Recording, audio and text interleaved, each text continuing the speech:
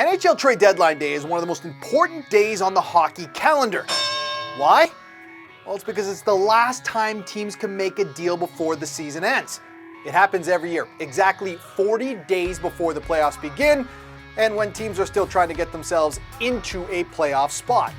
If the deadline was any later, then you could see situations where teams that don't make the playoffs make special deals with teams that are in the playoffs for their best players.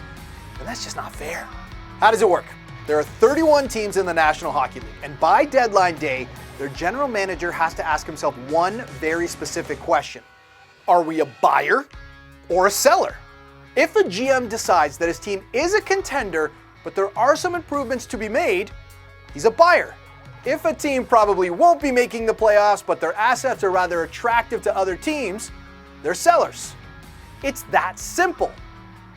Sort of. If you're a buyer, you need to figure out specifically what your team needs to help them give them a chance to win the Stanley Cup and go out and get it. There are two more important questions you have to answer. Can the team afford the players you need? And will it disrupt team chemistry?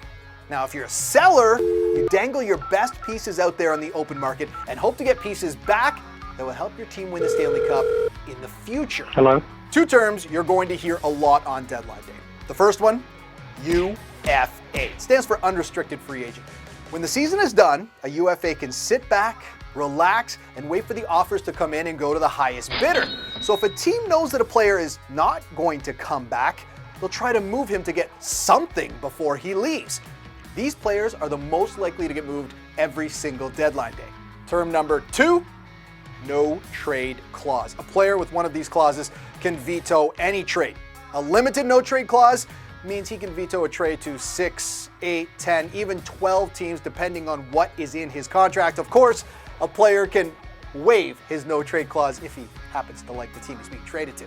By 3 p.m. Eastern time, the new rosters are set and the countdown is on.